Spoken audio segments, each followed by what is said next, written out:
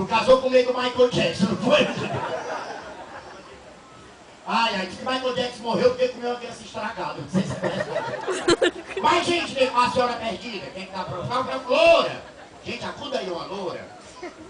Garçom, tem uma loura perdida. Loura! Ele ainda vem de Abadá, olha. A outra atrás, ó. Sempre onde tem uma loura, tem uma morena atrás.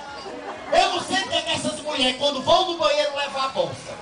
Eu não sei se desconfia do pessoal da mesa vai roubar papel higiênico.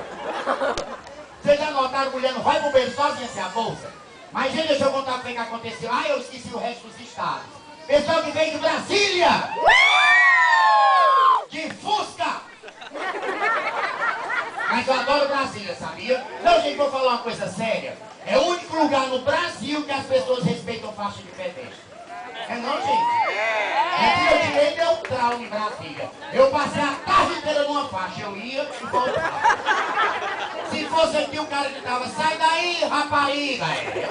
E outra coisa, eu defendo Brasília. O pessoal diz assim, Brasília tem ladrão. Não tem. Eles se reúnem lá. Quem gostou política? É não, gente. Mas você vai aonde, meu amor? Vem cá, vem pra falar contigo. Vem cá, menino. Olha, gente, não, deixa eu ver aqui perto. Olha o nariz, velho. Parece uma piroca. Que corra linda. Eu vou fazer a posição Pinóquio, sabe como é? Posição Pinóquio é o seguinte: a mulher senta no teu nariz e fica contra a verdade, contra a mentira. Você trabalha já?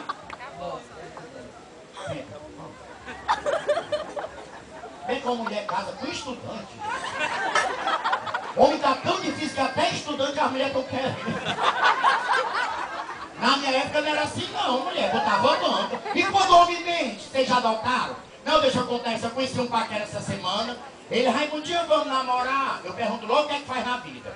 O que é que você faz na vida? Ele, Raimundinho, eu tomo conta de patrimônios.